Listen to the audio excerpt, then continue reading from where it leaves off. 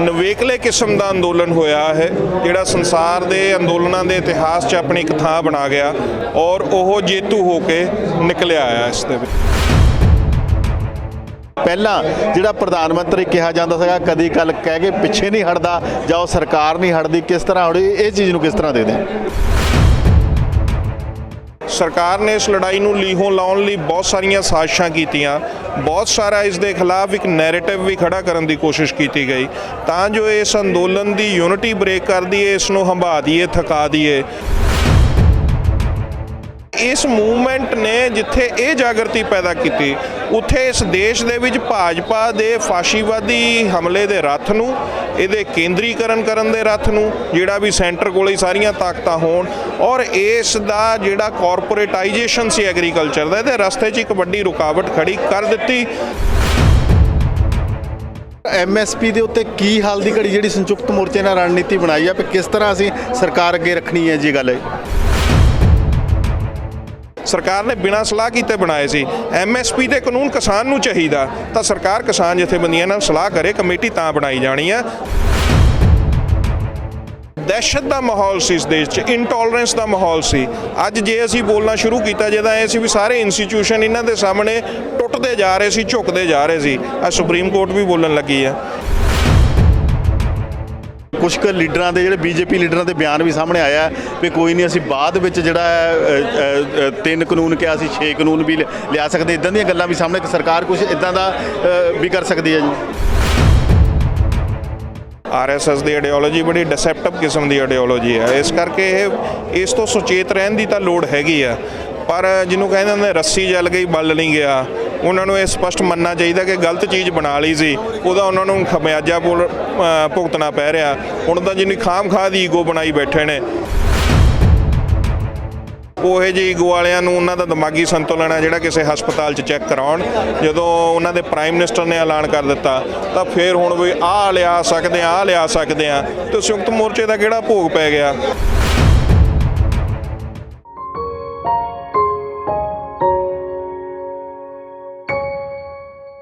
Centre ਸਰਕਾਰ ਨਾਲ ਪੰਜਾਬ ਔਰ ਹਰਿਆਣੇ ਦੇ ਕਿਸਾਨਾਂ ਵੱਲੋਂ 3 ਕਾਲੇ ਕਾਨੂੰਨਾਂ ਨੂੰ ਲੈ ਕੇ ਸ਼ੁਰੂ ਕੀਤਾ ਗਿਆ ਜਿਹੜਾ ਸੰਘਰਸ਼ ਹੈ, ਅੱਜ 1 ਸਾਲ ਪੂਰਾ ਹੋ ਗਿਆ ਕਿਉਂਕਿ ਪੰਜਾਬ ਔਰ ਹਰਿਆਣਾ ਦੇ ਜਿਹੜੇ ਕਿਸਾਨ ਹੈ ਪਿਛਲੀ 26 ਨਵੰਬਰ ਨੂੰ ਜਿਹੜੇ ਆ ਇੱਥੇ ਸਿੰਘੂ ਬਾਰਡਰ ਤੇ ਪਹੁੰਚੇ ਸੀਗੇ ਆਪਣੀ ਹੱਕੀ ਮੰਗਾਂ ਨੂੰ ਲੈ ਕੇ, 3 ਕਾਲੇ ਕਾਨੂੰਨਾਂ ਨੂੰ ਰੱਦ ਕਰਾਉਣ ਨੂੰ ਲੈ ਕੇ। ਅੱਜ 1 ਸਾਲ ਹੋ ਗਿਆ ਹੈ। ਅੱਜ ਫੇਰ ਉਸੇ ਤਰ੍ਹਾਂ ਕਿਸਾਨ ਬਹੀਰਾਂ ਘੱਤ ਕੇ ਸਿੰਘੂ ਬਾਰਡਰ ਤੇ ਪਹੁੰਚੇ ਨੇ ਤੇ ਇੱਕ ਪਾਸੇ ਸਾਲਗਿਰਾ ਜਿਹੜੀ ਮਨਾ ਰਹੇ ਨੇ, ਦੂਜੇ ਪਾਸੇ ਦੇਸ਼ ਦੇ ਪ੍ਰਧਾਨ ਮੰਤਰੀ ਵੱਲੋਂ ਇਹਨਾਂ 3 ਕਾਲੇ ਕਾਨੂੰਨਾਂ ਨੂੰ ਲੈ ਕੇ ਜਿਹੜਾ ਉਹ ਰੱਦ ਕਰਨ ਦਾ ਐਲਾਨ ਵੀ ਕਰ ਦਿੱਤਾ ਗਿਆ ਹੈ। ਅੱਗੇ ਕਿਸਾਨਾਂ ਦੀ ਮੰਗ ਹੈ ਸੰਸਦ 'ਚ ਪਾਸ ਕਰਨੇ ਤੋਂ ਬਾਅਦ ਜਿੰਨਾ ਚਿਰ MSP ਨਹੀਂ ਮਿਲਦੀ ਉਹਨਾਂ ਚਿਰ ਬੈਠੇ ਰਹਿਣਗੇ। ਇਹਨਾਂ ਸਾਰੇ ਵਰਤਾਰੇ ਦੇ ਉੱਤੇ ਪੜਾਅ ਦਰ ਪੜਾਅ ਕਿਸ ਤਰ੍ਹਾਂ ਇਹ ਸੰਘਰਸ਼ ਚੱਲਿਆ, ਕਿਸ ਮੋੜ ਉੱਤੇ ਖੜਾ, ਅੱਗੇ ਰਣਨੀਤੀ ਕੀ ਹੋਏਗੀ, ਇਹ ਜਾਣਨ ਲਈ ਸਾਡੇ ਨਾਲ ਮੌਜੂਦ ਨੇ ਰਮਿੰਦਰ ਸਿੰਘ ਪਟਿਆਲਾ, ਜਿਹੜੇ ਕਿ ਪਹਿਲੇ ਦਿਨ ਤੋਂ ਸੰਯੁਕਤ ਮੋਰਚੇ ਦਾ ਵੀ ਹਿੱਸਾ ਰਹੇ ਨੇ, ਵੱਖ-ਵੱਖ ਕਮੇਟੀਆਂ 'ਚ ਕੰਮ ਕੀਤਾ, ਕਾਨੂੰਨੀ ਜਿਹੜੀ ਜਿੰਨੀ ਵੀ ਚਾਰਾਜੋਈ ਆ ਜਾਂ ਕਾਨੂੰਨੀ ਤੌਰ ਤੇ ਜਿੰਨੇ ਵੀ ਪੈਂਤੜੇ ਨੇ ਉਹ ਸਾਰੇ ਦੇਖਦੇ ਨੇ, ਕਾਨੂੰਨੀ ਸਲਾਹਕਾਰ ਵੀ ਨੇ ਸੰਯੁਕਤ ਮੋਰਚੇ ਦੇ। ਪਟਿਆਲਾ ਸਾਹਿਬ ਜੇ ਆਪਾਂ ਗੱਲ ਕਰ ਲਈਏ, ਅੱਜ ਫਿਰ 26 ਨਵੰਬਰ ਹੈ, ਅਸੀਂ ਜੇ ਪਹਿਲਾਂ ਤੋਂ ਹੀ ਸ਼ੁਰੂ ਤੋਂ ਗੱਲ ਕਰੀਏ ਉਦੋਂ ਤੋਂ ਲੈ ਕੇ ਹੁਣ ਤੱਕ ਜਿਹੜਾ ਉਦੋਂ ਦੇ ਤੇ ਅੱਜ ਦੀ 26 ਨਵੰਬਰ 'ਚ ਕੀ ਫਰਕ ਦੇਖਦੇ ਆ? ਉਦੋਂ ਦੀ 26 ਨਵੰਬਰ ਇਸ ਗੱਲ ਦੇ ਉੱਪਰ ਸੀ ਕਿ ਮੋਦੀ ਜਿਹੜਾ ਇੱਕ ਹੱਲਾ ਵਿੱਢ ਚੁੱਕਾ ਸੀ ਉਸ ਨੂੰ ਵਾਪਸ ਕਰਨਾ, ਇਹ 26 ਨਵੰਬਰ ਉਸ ਹੱਲੇ ਨੂੰ ਵਾਪਸ ਕਰ ਚੁੱਕੇ ਹੈ। ਤੋ 1 ਸਾਲ ਦੇ ਵਿੱਚ ਇੱਕ ਸਿਫਤੀ ਤਬਦੀਲੀ ਇਹ ਹੈ ਕਿ ਇੱਕ ਸੰਸਾਰ ਇਤਿਹਾਸ ਦਾ ਇੱਕ ਨਵੇਕਲੇ ਕਿਸਮ ਦਾ ਅੰਦੋਲਨ ਹੋਇਆ ਹੈ ਜਿਹੜਾ ਸੰਸਾਰ ਦੇ ਅੰਦੋਲਨਾਂ ਦੇ ਇਤਿਹਾਸ 'ਚ ਆਪਣੀ ਇੱਕ ਥਾਂ ਬਣਾ ਗਿਆ ਔਰ ਉਹ ਜੇਤੂ ਹੋ ਕੇ ਨਿਕਲਿਆ ਆਇਆ ਇਸ ਦੇ ਵਿੱਚੋਂ। ਜੇ ਆਪਾਂ ਸੰਘਰਸ਼ ਦੇ ਪੜਾਅ ਦਰ ਪੜਾਅ ਕਿਸ ਤਰ੍ਹਾਂ ਚੱਲਿਆ ਇਸ ਉੱਤੇ ਗੱਲ ਕਰ ਲਈਏ। ਦੂਸਰਾ ਇਹ ਜਿਹੜਾ ਲੰਮਾ ਚੱਲਿਆ, ਕੀ ਉਮੀਦ ਸੀਗੀ ਇੰਨਾ ਹੀ ਲੰਮਾ ਚੱਲਣਾ, ਜਿੱਦਾਂ ਬਾਰ-ਬਾਰ ਕਿਹਾ ਗਿਆ ਪਹਿਲਾਂ ਜਲਦੀ ਹੋ ਜਾਣਾ ਪੜਾਅ ਦਰ ਪੜਾਅ, ਜਾਂ ਹੋਰ ਵੀ ਲੰਮਾ ਚੱਲਣ ਦੀ ਆਸ ਸੀਗੀ? ਇਹ ਕਿਸ ਤਰ੍ਹਾਂ ਸਰਕਾਰ ਜਿਹੜੀ ਮੰਨ ਗਈ, ਜਿਹੜੀ ਪਹਿਲਾਂ ਜਿਹੜਾ ਪ੍ਰਧਾਨ ਮੰਤਰੀ ਕਿਹਾ ਜਾਂਦਾ ਸੀਗਾ ਕਦੀ ਗੱਲ ਕਹਿ ਕੇ ਪਿੱਛੇ ਨਹੀਂ ਹਟਦਾ ਜਾਂ ਉਹ ਸਰਕਾਰ ਨਹੀਂ ਹਟਦੀ, ਕਿਸ ਤਰ੍ਹਾਂ ਹੋਣੀ ਇਹ ਚੀਜ਼ ਨੂੰ ਕਿਸ ਤਰ੍ਹਾਂ ਦੇਖਦੇ? ਦੇਖੋ ਭਾਜੀ, ਜਦੋਂ ਪੰਜਾਬ 'ਚ ਸੀ ਅਸੀਂ ਇਸ ਅੰਦੋਲਨ ਨੂੰ ਪੰਜਾਬ 'ਚੋਂ ਬਿਲਡ ਕਰ ਰਹੇ ਸੀ ਤਾਂ ਉਦੋਂ ਵੀ ਕੁਝ ਆਗੂਆਂ ਦਾ, ਕੁਝ ਜਥੇਬੰਦੀਆਂ ਦਾ, ਕੁਝ ਲੋਕਾਂ ਦਾ ਇੱਦਾਂ ਸੋਚਣਾ ਸੀ ਕਿ ਇਹ ਲੜਾਈ ਲੰਮੀ ਹੋਣੀ ਆ, ਕਿਉਂਕਿ ਇੰਟਰਨੈਸ਼ਨਲ ਕਾਰਪੋਰੇਟ ਪਾਲਿਸੀ ਦਾ ਹਿੱਸਾ ਆ ਔਰ ਇਸ ਦੇ ਖਿਲਾਫ ਲੜਾਈ ਇੱਕ ਲੰਮੀ ਲੜਾਈ ਦਾ ਆਗਾਜ਼ ਹੋਊਗੀ। ਇਸੇ ਕਰਕੇ ਅਸੀਂ ਇਸ ਲੜਾਈ ਨੂੰ ਪੰਜਾਬ 'ਚੋਂ ਵੀ ਬਾਹਰ ਕੱਢਣਾ ਚਾਹੁੰਦੇ ਸੀ, ਕਿਉਂਕਿ ਇਹ ਮਹਿਸੂਸ ਕਰਦੇ ਸੀ ਵੀ ਜੇ ਪੰਜਾਬ 'ਚ ਘਿਰ ਗਏ ਤਾਂ ਕਸ਼ਮੀਰ ਤੋਂ ਬਾਅਦ ਪੰਜਾਬ ਵਾਲਾ ਹਾਲ, ਕਸ਼ਮੀਰ ਵਰਗਾ ਹਾਲ ਸਾਡਾ ਕਰਨਗੇ। ਅਸੀਂ ਲੜਾਈ ਪੰਜਾਬ ਤੋਂ ਬਾਹਰ ਕੱਢ ਲਈ, ਇਹ ਇੱਕ ਸ਼ਾਨਾਮਤੀ ਲੜਾਈ 'ਚ ਵੀ ਬਦਲੀ।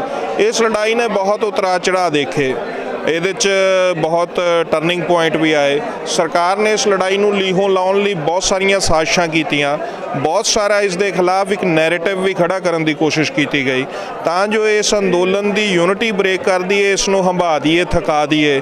ਪਰ ਮਾਨਸਿਕ ਤੌਰ ਤੇ ਇਸ ਦ੍ਰਿੜਤਾ ਨਾਲ ਕਿ ਲੜਾਈ ਲੰਮੀ ਆ, ਬਿਨਾਂ ਥੱਕੇ ਬਿਨਾਂ ਆਕੇ ਅਸੀਂ ਪ੍ਰੇਰਦੇ ਰਹੇ ਹਾਂ ਲੋਕਾਂ ਨੂੰ ਵੀ ਤੁਰੇ ਚੱਲੀਏ ਔਰ ਸ਼ਾਂਤਮਈ ਅੰਦੋਲਨ ਤੇ ਯੂਨਿਟੀ ਬਰਕਰਾਰ ਰੱਖਦੇ ਹੋਏ ਅਸੀਂ ਇਸ ਨੂੰ ਇੱਕ ਕਿਸਮ ਨਾਲ, ਜਿਹਨੂੰ ਕਹਿੰਦੇ ਹੁੰਦੇ, ਸਾਰੇ ਮੋੜਾਂ ਘੋੜਾਂ 'ਚੋਂ ਕੱਢ ਕੇ ਇੱਕ ਸਫਲਤਾ ਦੇ ਮੁਕਾਮ ਵੱਲ ਲੈ ਗਏ।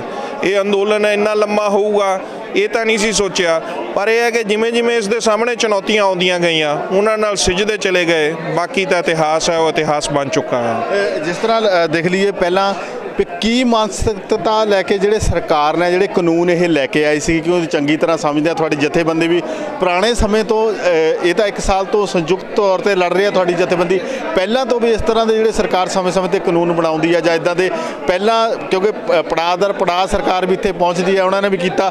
ਦੂਸਰੀ ਆਪਾਂ ਦੇਖ ਲਈਏ ਹੁਣ ਜਦੋਂ ਇਹ ਕੈਂਸਲ ਕਰ ਦਿੱਤੇ ਗਏ ਆ, ਇਹ ਕੀ ਮਾਨਸਿਕਤਾ ਇਹਦੇ ਪਿੱਛੇ ਹੋ ਸਕਦੀ ਹੈ ਸਰਕਾਰ ਦੀ?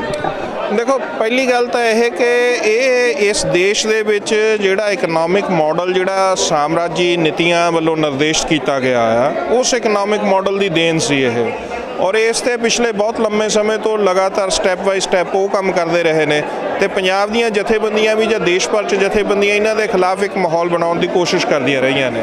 ਔਰ ਇਹ ਸਡਨ ਪੁਆਇੰਟ, ਇਹ 3 ਲਾਅ, ਇਹ ਇੱਕ ਆਊਟਬ੍ਰੇਕ ਹੋ ਗਈ ਜਿਸ ਦੇ ਖਿਲਾਫ ਇੱਕ ਵੱਡੀ ਮੂਵਮੈਂਟ ਆ ਜਿਹੜੀ ਖੜੀ ਹੋ ਗਈ। ਇਸ ਮੂਵਮੈਂਟ ਦੀ ਇੰਟੈਂਸਿਟੀ ਹੈ ਜਿਹੜੀ ਇਹਦਾ ਵੇਗ ਹੈ ਜਾਂ ਇਹਦਾ ਜਿਹੜਾ ਜਿਹਨੂੰ ਕਹਿੰਦੇ ਤਿੱਖਾਪਨ ਹੈ, ਜਿਹੜਾ ਇਹਦੇ 'ਚ ਸ਼ਮੂਲੀਅਤ ਦੇ ਪੱਖੋਂ ਵੀ ਤੇ ਇਹਦੇ ਲੜਨ ਦੇ ਜਜ਼ਬੇ ਦੇ ਪੱਖੋਂ ਵੀ ਇਹ ਅਲੱਗ-ਅਲੱਗ ਖੇਤਰਾਂ 'ਚ ਅਲੱਗ-ਅਲੱਗ ਰਿਹਾ। ਸਰਪਲਸ ਪ੍ਰੋਡਿਊਸ ਏਰੀਆ ਸੀ ਜਿਹੜਾ ਵਾਧੂ ਪੈਦਾਵਾਰ ਦਾ, ਗ੍ਰੀਨ ਹਰੇ ਇਨਕਲਾਬ ਦੀ ਬੈਲਟ ਸੀ ਜਿਹੜੀ, ਉਸ ਦੇ ਵਿੱਚ ਇਹਦਾ ਵੇਗ ਜ਼ਿਆਦਾ ਤੀਬਰ ਸੀ, ਨੋ ਡਾਊਟ। ਔਰ ਉਸ ਦੇ ਵਿੱਚ ਪੰਜਾਬ ਦੇ ਵਿੱਚ ਇਹ ਲਗਭਗ ਸਾਰੇ ਪੰਜਾਬੀ ਆਵਾਮ ਦੀ ਮੂਵਮੈਂਟ ਸੀ, ਕਿਸਾਨੀ ਨੂੰ ਸਾਰੇ ਸੈਕਸ਼ਨਾਂ ਦਾ ਸਾਥ ਮਿਲਿਆ। ਹਰਿਆਣੇ 'ਚ ਕਿਸਾਨਾਂ ਦਾ ਗੁੱਸਾ ਸੀ, ਇਸ ਕਰਕੇ ਹਰਿਆਣੇ ਦੇ ਪਿੰਡਾਂ 'ਚ ਇਸ ਨੂੰ ਬਹੁਤ ਜਿਹੜਾ ਭਾਰਾ ਸਮਰਥਨ ਮਿਲਿਆ। ਯੂਪੀ ਦੇ ਵਿੱਚ ਕਿਸਾਨਾਂ ਦਾ ਅਸੰਤੋਸ਼ ਸੀ, ਜਿਹਦੇ ਕਰਕੇ ਕਿਸਾਨਾਂ ਦੀ ਇੱਕ ਵੱਡੀ ਲਾਮਬੰਦੀ ਉੱਥੇ ਵੀ ਅਸੀਂ ਦੇਖਣ ਨੂੰ ਮਿਲੀ। ਔਰ ਇਸ ਨੇ ਜਦੋਂ ਇਹ ਤੁਰ ਪਈ ਤਾਂ ਇਸ ਨੇ MSP ਦੇ ਸਵਾਲ ਤੇ ਇੱਕ ਚੇਤਨਾ ਜਗਾਉਣੀ ਸ਼ੁਰੂ ਕੀਤੀ, ਜਿਸ ਕਰਕੇ ਇਹਦੀ ਜਿਹੜੀ ਇਹਦਾ ਫੈਲਾਓ ਹੈ, ਐਕਸਪੈਂਸ਼ਨ ਹੈ, ਉਹ ਪੈਨ ਇੰਡੀਆ ਹੋ ਗਈ, ਅਕ੍ਰੋਸ ਦਾ ਨੇਸ਼ਨ ਹੋ ਗਈ। ਬਹੁਤ ਵੱਡੇ ਪੱਧਰ ਤੇ ਬੰਦ ਹੋਏ ਆਪਾਂ ਦੇਖੇ ਨੇ ਪਿਛਲੇ ਸਮੇਂ 'ਚ।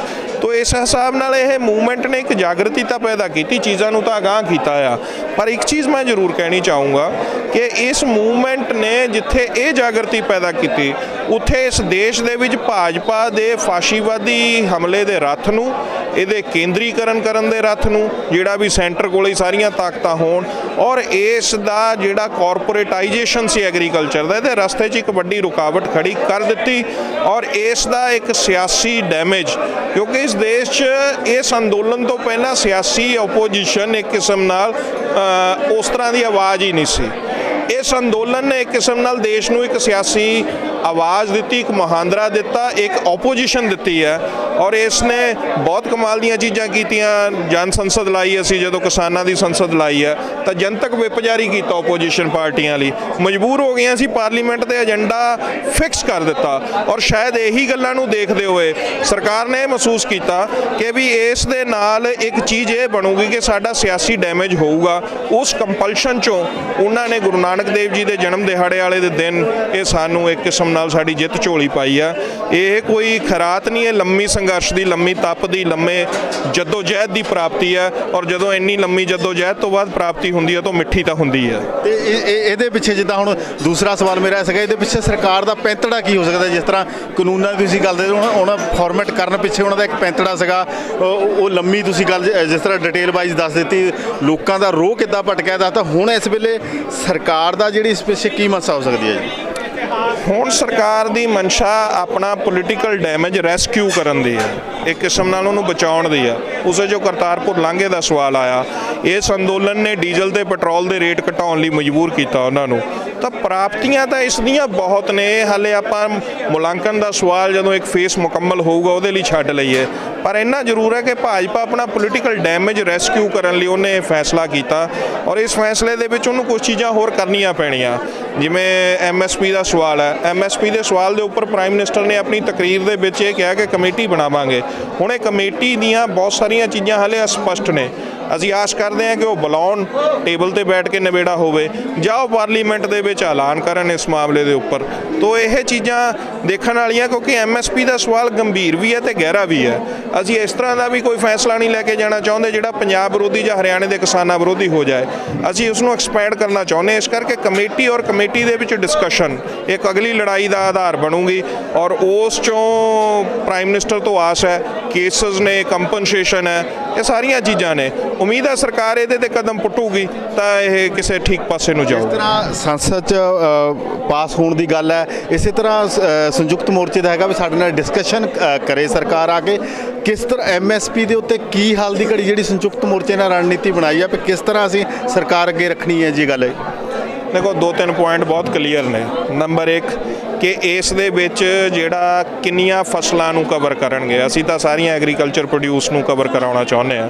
ਦੂਸਰਾ ਸਵਾਲ ਹੈਗਾ ਕਿ ਰਿਮੂਨਰੇਟਿਵ ਪ੍ਰਾਈਸਸ, ਲਾਭਕਾਰੀ ਪ੍ਰਾਈਸਸ, ਅਸੀਂ C to 50% ਸਵਾਮੀਨਾਥਨ ਫਾਰਮੂਲੇ ਤਹਿਤ ਚਾਹੁੰਦੇ ਹਾਂ। ਤੀਸਰਾ ਇਹਦੀ ਇਫੈਕਟਿਵਨੈਸ ਕਿ ਇਹ ਜੇ ਸਰਕਾਰ ਪ੍ਰੋਕਿਓਰ ਕਰੂ, ਜੇ ਇਕੱਲੀ ਐਮਐਸਪੀ ਦੇਤੀ, ਪ੍ਰੋਕਿਓਰਮੈਂਟ ਨਹੀਂ ਕੀਤੀ ਤਾਂ ਇਸ ਐਮਐਸਪੀ ਦਾ ਕੋਈ ਲਾਹਾ ਨਹੀਂ। ਠੀਕ ਹੈ, ਤੋ ਜਿਹੜਾ ਐਸੈਂਸ਼ੀਅਲ ਕਮੋਡਿਟੀ ਦੀ ਅਮੈਂਡਮੈਂਟ ਸੀ ਉਹਦੇ 'ਚ ਵੀ ਸੀਗਾ ਵੀ ਪੀਡੀਐਸ ਨੂੰ ਫॉर ਦਾ ਟਾਈਮ ਬੀਇੰਗ ਰੱਖਣਾ ਚਾਹੁੰਦੇ ਹਾਂ ਅਸੀਂ।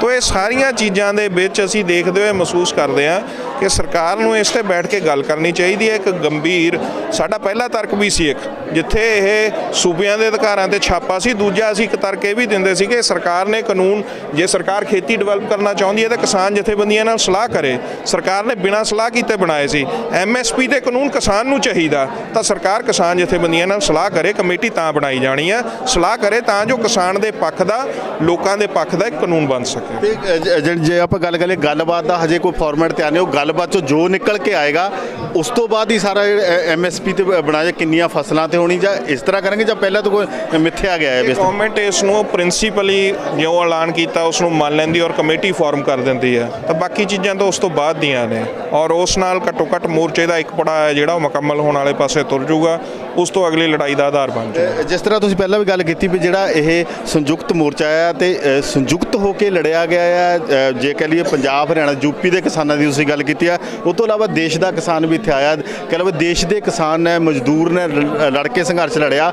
ਦੂਸਰੀ ਜਿਹੜੀ ਗੱਲ ਤੁਸੀਂ ਕਹੀ ਵੀ ਆਪੋਜੀਸ਼ਨ ਦੀ ਭੂਮਿਕਾ ਨਿਭਾਈ ਆ, ਜਿਹੜੀ ਕਿ ਦੇਸ਼ 'ਚ ਆਪੋਜੀਸ਼ਨ ਨਹੀਂ ਸੀਗੀ, ਉਹ ਤੁਸੀਂ ਪੜਾਵਟ ਦਾ ਦੱਸਿਆ ਕਿਸ ਤਰ੍ਹਾਂ ਲੋਕ ਸੰਸਦ ਚਲਾਈ ਆ ਜਾਂ ਕਿੱਦਾਂ ਹੋਇਆ। ਉਸ ਤੋਂ ਬਾਅਦ ਹੁਣ ਕੀ ਜਿਹੜਾ ਸੰਯੁਕਤ ਮੋਰਚਾ ਆਪੋਜੀਸ਼ਨ ਦੀ ਭੂਮਿਕਾ ਨਿਭਾਉਂਦਾ ਰਹੇਗਾ? ਆਉਣ ਵਾਲੇ ਸਮੇਂ 'ਚ ਕੋਈ ਪੋਲੀਟੀਕਲ ਧਿਰ ਵੀ ਖੜੀ ਕਰ ਸਕਦਾ? ਦੇਖੋ ਹਾਲੇ ਪੋਲੀਟੀਕਲ ਕੁਐਸਚਨ ਬਹੁਤ ਪਾਸੇ ਦਾ ਕੁਐਸਚਨ ਹੈ, ਹਾਲੇ ਮੋਰਚਾ ਕਿਸੇ ਪਾਸੇ ਲਾਈਏ। ਦੂਸਰਾ ਸਵਾਲ ਜ਼ਰੂਰ ਹੈ ਕਿ ਅਸੀਂ ਮੋਰਚੇ ਦੀ ਏਕਤਾ ਇਹ ਬਰਕਰਾਰ ਰੱਖਣਾ ਚਾਹੁੰਦੇ ਹਾਂ, ਮੋਰਚਾ ਕੰਟੀਨਿਊਸ ਰੱਖਣਾ ਚਾਹੁੰਦੇ ਹਾਂ। ਸੰਯੁਕਤ ਮੋਰਚੇ ਦੀ ਹੋਂਦ ਕੰਟੀਨਿਊਸ ਰਹੇ। ਫੋਰਮ ਸੰਘਰਸ਼ਾਂ ਦੀ ਬਦਲੀ ਜਾ ਸਕਦੀ ਹੁੰਦੀ ਹੈ ਕਿਸਮ, ਕਦੀ ਘਰਾਓ ਹੁੰਦੇ ਨੇ, ਕਦੀ ਮੋਰਚੇ ਲੱਗਦੇ ਨੇ, ਕਦੀ ਰੈਲੀਆਂ ਹੁੰਦੀਆਂ ਨੇ, ਕਦੀ ਮੁਜ਼ਾਹਰੇ ਹੁੰਦੇ ਨੇ, ਅਲੱਗ-ਅਲੱਗ ਕਿਸਮ ਨਾਲ ਫਾਰਮਸ ਹੋ ਸਕਦੀਆਂ ਨੇ। ਤਾਂ ਸੰਯੁਕਤ ਮੋਰਚਾ ਅਸੀਂ ਇਕੱਠਾ ਰੱਖਣਾ ਚਾਹੁੰਦੇ ਹਾਂ। ਕੋਸ਼ਿਸ਼ ਤਾਂ ਸਾਡੀ ਹੈਗੀ ਹੈ, ਇਹ ਇਕੱਲੀ ਬੱਤੀਆਂ ਦੀ ਨਹੀਂ, ਇਹ ਸਾਰੇ ਦੇਸ਼ ਦੀਆਂ ਜਥੇਬੰਦੀਆਂ ਦੀ ਹੋਣੀ ਚਾਹੀਦੀ ਹੈ। ਜਿੱਥੋਂ ਤੱਕ ਬਾਕੀ ਦਾ ਸਵਾਲ ਆ, ਮੈਂ ਤਾਂ ਸਿਰਫ ਤੁਹਾਨੂੰ ਇੱਕ ਗੱਲ ਕਹਿਣਾ ਕਿ ਵੀ ਇੱਕ ਦਹਿਸ਼ਤ ਦਾ ਮਾਹੌਲ ਸੀ ਇਸ ਦੇਸ਼ 'ਚ, ਇਨਟੋਲਰੈਂਸ ਦਾ ਮਾਹੌਲ ਸੀ। ਅੱਜ ਜੇ ਅਸੀਂ ਬੋਲਣਾ ਸ਼ੁਰੂ ਕੀਤਾ ਜਿਹਦਾ ਇਹ ਸੀ ਵੀ ਸਾਰੇ ਇੰਸਟੀਟਿਊਸ਼ਨ ਇਹਨਾਂ ਦੇ ਸਾਹਮਣੇ ਟੁੱਟਦੇ ਜਾ ਰਹੇ ਸੀ, ਝੁਕਦੇ ਜਾ ਰਹੇ ਸੀ। ਅੱਜ ਸੁਪਰੀਮ ਕੋਰਟ ਵੀ ਬੋਲਣ ਲੱਗੀ ਹੈ। ਸੰਯੁਕਤ ਮੋਰਚੇ ਦੇ ਅੰਦੋਲਨ ਦੀ ਇਸ ਦੇਸ਼ ਨੂੰ ਬਹੁਤ ਵੱਡੀ ਦੇਣ ਹੈਗੀ ਹੈ। ਇਹ ਦੇਣ ਆਉਣ ਵਾਲੇ ਸਮੇਂ 'ਚ ਬੁੱਧੀਜੀਵੀ ਹੋਰ ਲੋਕ ਵਿਸ਼ਲੇਸ਼ਕ ਸਾਹਮਣੇ ਲਿਆਉਣਗੇ, ਤੁਹਾਡੇ ਵਰਗੇ ਪੱਤਰਕਾਰ ਸਾਹਮਣੇ ਲਿਆਉਣਗੇ। ਤੋਂ ਉਮੀਦ ਹੈ ਕਿ ਇਹਨਾਂ ਚੀਜ਼ਾਂ ਨੂੰ ਆਪਾਂ ਆਉਣ ਵਾਲੇ ਸਮੇਂ 'ਚ ਰਿਵਿਊ ਕਰਾਂਗੇ। ਅੱਜ ਤਾਂ ਅਸੀਂ 1 ਸਾਲ ਦਾ ਜਿਹੜਾ ਅੰਦੋਲਨ ਦਾ ਉਹਦਾ ਦਿਨ ਮਨਾ ਰਹੇ ਹਾਂ ਔਰ ਆਪਣੇ ਸ਼ਹੀਦਾਂ ਨੂੰ ਨਮਨ ਕਰ ਰਹੇ ਹਾਂ, ਜਿਨ੍ਹਾਂ ਦੇ ਕੁਰਬਾਨੀ ਦੀ ਬਦੌਲਤ ਔਰ ਬਾਕੀ ਲੋਕਾਂ ਦੇ ਤਿਆਗ, ਉਹਨਾਂ ਦੀ ਕੰਟਰੀਬਿਊਸ਼ਨ ਦੀ ਬਦੌਲਤ ਇਹ ਵੱਡੀ ਨਹੀਂ ਉਸਰੀ ਵੱਡੀ ਜਿੱਤ ਮਿਲੀ ਹੈ। ਜਿਸ ਤਰ੍ਹਾਂ ਸੰਯੁਕਤ ਮੋਰਚੇ ਨੇ ਇਹ 3 ਕਾਲੇ ਕਾਨੂੰਨਾਂ ਨੂੰ MSP ਨੂੰ ਲੈ ਕੇ ਜਿਹੜਾ ਸੰਘਰਸ਼ ਲੜਿਆ, ਜਿੱਤ ਦੇ ਵੱਲ ਵਧੇ ਹੋਏ ਆ ਤਕਰੀਬਨ। ਹੁਣ ਤਾਂ ਕਹਿ ਲਓ ਵੀ ਫੈਸਲਾ ਤੁਹਾਡੇ ਹੱਥ ਆ ਗਿਆ। ਪਹਿਲਾਂ ਜਿੱਦਾਂ ਬਾਲ ਸਰਕਾਰ ਦੇ ਹੱਥ ਸੀਗੀ, ਹੁਣ ਉਹ ਤੁਹਾਡੇ ਪਾਲੇ ਦੇ ਵਿੱਚ ਹੈਗੀ ਆ। ਜਿੱਦਾਂ ਕਹੋਗੇ ਸਰਕਾਰ ਮੰਨਣ ਨੂੰ ਵੀ ਤਿਆਰ ਹੈ। ਉਸ ਤੋਂ ਬਾਅਦ ਜਿਸ ਤਰ੍ਹਾਂ ਪਹਿਲਾਂ ਵੀ ਜਿਹੜੇ ਦੇਸ਼ ਦੇ ਸੰਘਰਸ਼ ਤੁਹਾਡੀ ਜਥੇਬੰਦੀਆਂ ਵੀ ਲੜਦੀ ਰਹੀਆਂ, ਹੋਰ ਵੀ ਸਾਰੀਆਂ ਲੜਦੀ ਰਹੀਆਂ। ਜਿਸ ਤਰ੍ਹਾਂ NCA ਦੀ ਗੱਲ ਲੈ ਲਈ, ਉਹ ਵੀ 3 ਕਾਨੂੰਨਾਂ ਦੀ ਵਿੱਚ ਪਈ। ਧਾਰਾ 370 ਦੀ ਵੀ ਦੁਬਾਰਾ ਗੱਲ ਹੋਣ ਲੱਗ ਪਈ ਹੈ। ਇਹਨਾਂ ਤੇ ਵੀ ਦੁਬਾਰਾ ਜਿਹੜੀਆਂ ਇਕੱਠੇ ਹੋ ਕੇ ਲੜਿਆ ਜਾ ਸਕਦਾ ਸੰਘਰਸ਼। ਦੇਖੋ, ਇਸ ਦੇਸ਼ ਦੇ ਵਿੱਚ ਫਾਸਿਸਟ ਟੈਂਡੈਂਸੀ ਡੈਮੋਕ੍ਰੇਸੀ, ਜਿੰਨੀ ਕੁ ਵੀ ਡੈਮੋਕ੍ਰੇਸੀ ਹੈ ਉਸ ਲਈ ਡੇਂਜਰ ਹੈ। ਤੋਂ ਉਸ ਦੇ ਖਿਲਾਫ, ਉਸ ਦੇ ਵਿਰੁੱਧ ਇਹ ਮੋਰਚੇ ਨੇ ਇੱਕ ਕਿਸਮ ਨਾਲ ਇੱਕ ਆਵਾਜ਼ ਤਾਂ ਦਿੱਤੀ ਹੈਗੀ ਹੈ। ਤਾਂ ਨੈਚੁਰਲੀ ਲੋਕ ਖੜੇ ਹੋਣਗੇ। ਮਜ਼ਦੂਰਾਂ ਦੇ ਉੱਪਰ ਵੇਜ ਕੋਡ ਆਉਣਾ ਹੈ 8 ਘੰਟੇ ਤੋਂ 12 ਘੰਟੇ ਦਿਹਾੜੀ, ਉਹ ਕਰ ਨਹੀਂ ਸਕੀ ਸਰਕਾਰ, ਹਾਲੇ ਲਾਗੂ ਨਹੀਂ ਕੀਤੇ, ਇਸ ਮੋਰਚੇ ਦੀ ਬਦੌਲਤ ਸੀ। ਤੋ ਇਹ ਲੈਸਨ ਇਸ ਦੇ ਹੋਣਗੇ। ਲੋਕਾਂ ਨੂੰ ਸੰਘਰਸ਼ ਦੀ ਇੱਕ ਨਵੀਂ ਪ੍ਰੇਰਨਾ, ਨਵੀਂ ਊਰਜਾ, ਨਵਾਂ ਰਸਤਾ ਇਸ ਮੋਰਚੇ ਨੇ ਦਿਖਾਇਆ ਔਰ ਇਹਦੇ ਤੋਂ ਲੋਕ ਉਤਸ਼ਾਹ ਲੈਣਗੇ, ਇਹ ਆਸ ਵੀ ਹੈ ਔਰ ਅਸੀਂ ਵੀ ਉਤਸ਼ਾਹ ਲਵਾਂਗੇ। ਪੂਰੀ ਦੁਨੀਆ 'ਚ ਇਹਦੇ ਲੈਸਨ ਹੈ ਜਿਹੜੇ ਉਹ ਮੰਨੇ ਜਾਣਗੇ। ਜਿਸ ਤਰ੍ਹਾਂ ਕਿਹਾ ਜਾਂਦਾ, ਸਰਕਾਰ ਨੇ ਐਲਾਨ ਕਰ ਦਿੱਤਾ ਹੈ ਕਾਨੂੰਨ ਰੱਦ ਕਰਨੇ ਦਾ। ਕਿਹਾ ਜਾਂਦਾ ਵੀ ਸੰਸਦ 'ਚ ਵੀ ਜਿਹੜੇ ਕਾਨੂੰਨ ਇੱਕ ਨਵੇਂ ਸਿਰੇ ਤੋਂ ਬਣਾਉਣਾ ਪੈਂਦਾ, ਕੈਂਸਲ ਤਾਂ ਕਰਨੇ ਦਾ ਕੋਈ ਪ੍ਰਾਵਧਾਨ ਨਹੀਂ ਹੈ। ਤਾਂ ਹੁਣ ਸਰਕਾਰ ਕਿਤੇ ਜਿਸ ਤਰ੍ਹਾਂ ਕੁਝ ਕੁ ਲੀਡਰਾਂ ਦੇ, ਜਿਹੜੇ BJP ਲੀਡਰਾਂ ਦੇ ਬਿਆਨ ਵੀ ਸਾਹਮਣੇ ਆਇਆ ਵੀ ਕੋਈ ਨਹੀਂ, ਅਸੀਂ ਬਾਅਦ ਵਿੱਚ ਜਿਹੜਾ 3 ਕਾਨੂੰਨ ਕਿਹਾ ਸੀ 6 ਕਾਨੂੰਨ ਵੀ ਲਿਆ ਸਕਦੇ। ਇਦਾਂ ਦੀਆਂ ਗੱਲਾਂ ਵੀ ਸਾਹਮਣੇ, ਕਿ ਸਰਕਾਰ ਕੁਝ ਇਦਾਂ ਦਾ ਵੀ ਕਰ ਸਕਦੀ ਹੈ ਜੀ। ਕਿੱਥੇ ਸੁਚੇਤ ਰਹਿਣ ਦੀ ਲੋੜ ਹੈ? ਦੇਖੋ, ਸੁਚੇਤ ਤਾਂ ਰਹਿਣਾ ਹੀ ਚਾਹੀਦਾ ਹੈ। ਡਿਸੈਪਟਿਵ ਫੋਰਸ ਹੈ ਬੜੀ ਭਾਜਪਾ, RSS ਦੀ ਆਈਡੀਓਲੋਜੀ ਬੜੀ ਡਿਸੈਪਟਿਵ ਕਿਸਮ ਦੀ ਆਈਡੀਓਲੋਜੀ ਹੈ। ਇਸ ਕਰਕੇ ਇਸ ਤੋਂ ਸੁਚੇਤ ਰਹਿਣ ਦੀ ਤਾਂ ਲੋੜ ਹੈਗੀ ਆ। ਪਰ ਜਿਹਨੂੰ ਕਹਿੰਦੇ ਹੁੰਦੇ ਰੱਸੀ ਜਲ ਗਈ ਬਲ ਨਹੀਂ ਗਿਆ, ਉਹਨਾਂ ਨੂੰ ਇਹ ਸਪਸ਼ਟ ਮੰਨਣਾ ਚਾਹੀਦਾ ਕਿ ਗਲਤ ਚੀਜ਼ ਬਣਾ ਲਈ ਸੀ, ਉਹਦਾ ਉਹਨਾਂ ਨੂੰ ਖਮਿਆਜਾ ਭੁਗਤਣਾ ਪੈ ਰਿਹਾ। ਹੁਣ ਤਾਂ ਜਿੰਨੀ ਖਾਮ-ਖਾ ਦੀ ਈਗੋ ਬਣਾਈ ਬੈਠੇ ਨੇ, ਉਹ ਜਿਹੇ ਈਗੋ ਵਾਲਿਆਂ ਨੂੰ ਉਹਨਾਂ ਦਾ ਦਿਮਾਗੀ ਸੰਤੁਲਨ ਹੈ ਜਿਹੜਾ ਕਿਸੇ ਹਸਪਤਾਲ 'ਚ ਚੈੱਕ ਕਰਾਉਣ। ਜਦੋਂ ਉਹਨਾਂ ਦੇ ਪ੍ਰਾਈਮ ਮਿਨਿਸਟਰ ਨੇ ਐਲਾਨ ਕਰ ਦਿੱਤਾ ਤਾਂ ਫਿਰ ਹੁਣ ਵੀ ਆਹ ਲਿਆ ਸਕਦੇ ਹਾਂ, ਤੇ ਸੰਯੁਕਤ ਮੋਰਚੇ ਦਾ ਕਿਹੜਾ ਭੋਗ ਪੈ ਗਿਆ? ਠੀਕ ਹੈ, ਸੰਯੁਕਤ ਮੋਰਚਾ ਹੈ ਤਾਂ ਮੁਮਕਿਨ ਹੈ। ਇਹ ਸੰਯੁਕਤ ਮੋਰਚੇ ਦੇ ਜਿਸ ਤਰ੍ਹਾਂ ਤੁਸੀਂ ਗੱਲ ਕੀਤੀ ਆ, ਸਰਕਾਰ ਦੀ ਮਾਨਸਿਕਤਾ ਦੀ ਗੱਲ ਕੀਤੀ ਆ, ਤੇ ਦੂਸਰੀ ਗੱਲ ਆਪਾਂ ਸੰਯੁਕਤ ਮੋਰਚੇ ਦੀ ਹੁਣ ਲੈ ਲਈਏ ਕਿ ਜਿਸ ਤਰ੍ਹਾਂ ਸੰਯੁਕਤ ਮੋਰਚੇ ਨਾਲ ਇਕੱਠੇ ਹੋ ਕੇ ਪੜਾਅ-ਦਰ ਪੜਾਅ ਜੁੜਦੇ ਗਏ ਲੋਕ, ਤੇ ਇਸੇ ਤਰ੍ਹਾਂ ਕੀ ਸੰਯੁਕਤ ਮੋਰਚਾ ਹੁਣ ਜਿਹੜਾ ਐਲਾਨ ਹੋਇਆ, ਇਹਨਾਂ ਨੂੰ ਲੈ ਕੇ ਕੀ ਜਿਹੜੇ ਐਲਾਨ ਨੂੰ ਲੈ ਕੇ ਜਾਂ MSP ਨੂੰ ਲੈ ਕੇ ਸੰਗਠਿਤ ਹੈ? ਕੋਈ ਮਤਭੇਦ ਤਾਂ ਨਹੀਂ ਜਿੱਦਾਂ ਖਬਰਾਂ ਆ ਰਹੀਆਂ ਵੀ ਸ਼ਾਇਦ ਕੁਝ ਜਥੇਬੰਦੀਆਂ, ਕੁਝ ਲੀਡਰਾਂ 'ਚ ਮਤਭੇਦ ਹੈ? ਜੋ ਵੀ ਫੈਸਲਾ ਹੋਊਗਾ ਉਹ ਤੁਹਾਡੇ ਸਾਹਮਣੇ ਆ ਜਾਊਗਾ। ਯੂਨਾਈਟਿਡ ਫੈਸਲਾ ਹੋਊਗਾ, ਕੋਈ ਗੱਲ ਨਹੀਂ। ਡਿਫਰੈਂਸ ਆਫ ਓਪੀਨੀਅਨ ਹੁੰਦੇ ਨੇ, ਉਹ ਮੋਰਚੇ ਦੇ ਅੰਦਰ ਵੀ ਆਈਡੀਓਲੋਜੀਕਲ ਸਵਾਲਾਂ ਤੇ ਵੀ ਆਉਂਦੇ ਰਹੇ, ਹੋਰ ਵੀ ਆਉਂਦੇ ਰਹੇ। ਇਹ ਨੈਚੁਰਲ ਪ੍ਰੋਸੈਸ ਹੈ, ਕੁਦਰਤੀ ਪ੍ਰੋਸੈਸ ਹੈ। ਅਲਟੀਮੇਟਲੀ ਯੂਨਾਈਟਿਡ ਫੇਸ ਹੀ ਸਾਹਮਣੇ ਆਉਂਦਾ, ਉਹ ਫਿਰ ਵੀ ਆਏਗਾ। ਤੇ ਜੇ ਹੁਣ ਲਾਸਟ 'ਚ ਗੱਲ ਕਰ ਲਈਏ, ਹੁਣ ਜਿਹੜਾ ਸੰਯੁਕਤ ਮੋਰਚੇ ਦੀ ਅੱਜ 26 ਨਵੰਬਰ ਨੂੰ ਸਾਲਗਿਰਾ ਜਿਹੜੀ ਮਨਾਈ ਆ, ਸਾਰਾ ਪਿਛਲੇ ਜਿਹੜੇ ਇਤਿਹਾਸ ਨੂੰ ਯਾਦ ਕੀਤਾ, ਆਪਾਂ ਵੀ ਉਸ 'ਤੇ ਮੋਟੀ ਜਿਹੜੀ ਪੰਛੀ ਝਾਤ ਪਾਈ ਆ, ਗੱਲ ਕੀਤੀ ਆ। ਤੇ ਹੁਣ ਜਿਹੜੀ ਜੇ ਆਪਾਂ ਗੱਲ ਕਰੀਏ ਇਸ ਤੋਂ ਬਾਅਦ ਦੀ ਜਿਹੜੀ ਸੰਯੁਕਤ ਮੋਰਚੇ ਦੀ ਰਣਨੀਤੀ ਹੋਏਗੀ, ਜਿਸ ਤਰ੍ਹਾਂ ਐਲਾਨ ਤੋਂ ਬਾਅਦ ਵੀ ਜਿਹੜੀ 26 ਦੀ ਕਾਲ ਸੀਗੀ ਨਿਰੰਤਰ ਉਸੇ ਤਰ੍ਹਾਂ ਰੱਖੀ, ਅਗਲੀਆਂ ਜਿਹੜੀਆਂ ਕਾਲਾਂ ਕਿਸੇ ਤਰ੍ਹਾਂ ਰਹਿਣਗੀਆਂ ਜਾਂ ਹੋਰ ਕੋਈ ਰਣਨੀਤੀ ਹੋਏਗੀ? 27 ਤਰੀਕ ਕੱਲ੍ਹ ਨੂੰ ਸੰਯੁਕਤ ਮੋਰਚੇ ਦੀ ਮੀਟਿੰਗ ਹੈ, ਉਸ 'ਚ ਐਲਾਨ ਕਰਾਂਗੇ। ਜੇ ਗਵਰਨਮੈਂਟ ਨੇ ਪੋਜ਼ਿਟਿਵਲੀ ਰਿਐਕਟ ਕੀਤਾ ਤਾਂ ਅਸੀਂ ਵੀ ਪੋਜ਼ਿਟਿਵਲੀ ਰਿਐਕਟ ਕਰਾਂਗੇ। ਇਹ ਸਨ ਸਾਡੇ ਨਾਲ ਰਮਿੰਦਰ ਸਿੰਘ ਜੀ ਪਟਿਆਲਾ, ਜਿਨ੍ਹਾਂ ਨੇ ਅੱਜ ਸੰਘਰਸ਼ ਦੇ ਸਾਲ ਪੂਰਾ ਹੋਣ ਦੇ ਉੱਤੇ ਪੂਰੇ ਸਾਲ ਦੇ ਸੰਘਰਸ਼ ਨੂੰ ਪੜਾਅ-ਦਰ ਪੜਾਅ ਕਿਸ ਤਰ੍ਹਾਂ ਚੱਲਿਆ, ਇਸ ਉੱਤੇ ਵੀ ਜਿਹੜੀ ਨਜ਼ਰਸਾਨੀ ਕੀਤੀ ਹੈ ਤੇ ਦੱਸਿਆ ਵੀ ਕਿਸ ਤਰ੍ਹਾਂ ਜਿਹੜੀ ਇੱਕ ਸੰਗਠਨ ਹੋ ਕੇ ਸੰਯੁਕਤ ਮੋਰਚੇ ਨੇ ਜਿਹੜਾ ਲੜਿਆ ਹੈ, ਇਹੀ ਪਾਵਰ ਹੈ। ਪੰਜਾਬ ਦੇ ਕਿਸਾਨਾਂ ਦੇ, ਹਰਿਆਣੇ ਤੇ ਯੂਪੀ ਦੇ ਕਿਸਾਨਾਂ ਦੀ ਅਗਵਾਈ ਦੇ ਵਿੱਚ ਜਿਹੜਾ ਲੜਿਆ ਗਿਆ, ਦੇਸ਼ ਦੇ ਕਿਸਾਨ ਮਜ਼ਦੂਰ ਲਈ ਜਿਹੜਾ ਸੰਘਰਸ਼ ਹੈ ਉਹ ਲੜਿਆ ਗਿਆ ਹੈ। ਤੇ ਉਸੇ ਦੇ ਤਹਿਤ ਉਹਨਾਂ ਨੇ ਦੱਸਿਆ ਵੀ ਕਿਸ ਤਰ੍ਹਾਂ ਜਿਹੜੀ ਸਰਕਾਰ ਦੀ ਮਾਨਸਿਕਤਾ ਸੀਗੀ, ਅਜੇ ਵੀ ਉਹ ਆਪਣੀ ਜਿਹੜੀ ਮਾਨਸਿਕਤਾ ਤਿਆਗ ਨਹੀਂ ਰਹੇ। ਬੇਸ਼ੱਕ ਉਹਨਾਂ ਨੂੰ ਕਿਸਾਨਾਂ ਅੱਗੇ ਝੁਕਦੇ ਹੋਏ ਜਿਹੜੇ ਆ ਕਾਨੂੰਨ ਰੱਦ ਤੱਕ ਕਰਨੇ ਪਏ ਅਜੇ ਵੀ ਉਹ ਮੰਨਣ ਨੂੰ ਤਿਆਰ ਨਹੀਂ। ਇਸੇ ਤਰ੍ਹਾਂ ਹੁਣ ਇਹਨਾਂ ਦੇਖਿਆ ਵੀ ਅਗਲੀ ਜਿਹੜੀ ਨੀਤੀ ਹੈ ਜਿੱਦਾਂ ਸਰਕਾਰ ਚੱਲੇਗੀ, ਚਾਹੇ MSP ਤੇ ਚਾਹੇ ਕਾਨੂੰਨ ਨੂੰ ਸੰਸਦ ਦੇ ਵਿੱਚ ਰੱਦ ਕਰਨੇ ਲੱਗੇ, ਅਗਲੀ ਜਿਹੜੀ ਨੀਤੀ ਹੈ ਸੰਯੁਕਤ ਮੋਰਚਾ ਉਹ 27 ਤਰੀਕ ਨੂੰ ਆਪਣੀ ਮੀਟਿੰਗ ਤੋਂ ਬਾਅਦ ਉਹ ਕਲੀਅਰ ਕਰੇਗਾ ਤੇ ਹੁਣੇ ਆਉਣ ਵਾਲਾ ਸਮਾਂ ਦੱਸੇਗਾ ਸੰਯੁਕਤ ਮੋਰਚਾ ਕੀ ਪੈਂਤੜਾ ਬਣਾਉਂਦਾ ਤੇ ਸਰਕਾਰ ਉਹਨਾਂ ਵੱਲੋਂ ਦਿੱਤੇ ਹੋਏ ਪੈਂਤੜਿਆਂ ਤੇ ਕਿਸ ਤਰ੍ਹਾਂ ਜਿਹੜੀ ਆ ਖਰੀ ਉਤਰਦੀ ਹੈ ਜਾਂ ਕੋਈ ਹੋਰ ਰਣਨੀਤੀ ਜਾਂ ਰਾਜਨੀਤੀ ਕਰਦੀ ਹੈ। ਤੁਸੀਂ ਇਸੇ ਤਰ੍ਹਾਂ ਸਾਡੇ ਨਾਲ ਜੁੜੇ ਰਹੋ, ਦੇਖਦੇ ਰਹੋ ਨਿਰਭਉ TV। ਮੈਂ ਜ਼ਿਲ੍ਹਾ ਸ਼ਹੀਦ ਭਗਤ ਸਿੰਘ ਨਗਰ ਤੋਂ ਕੈਮਰਾਮੈਨ ਅਮਰਿਤਪਾਲ ਸਿੰਘ ਪਾਲੀ ਦੇ ਨਾਲ ਹਰਦੀਪ ਸਿੰਘ ਗੋਹਨ।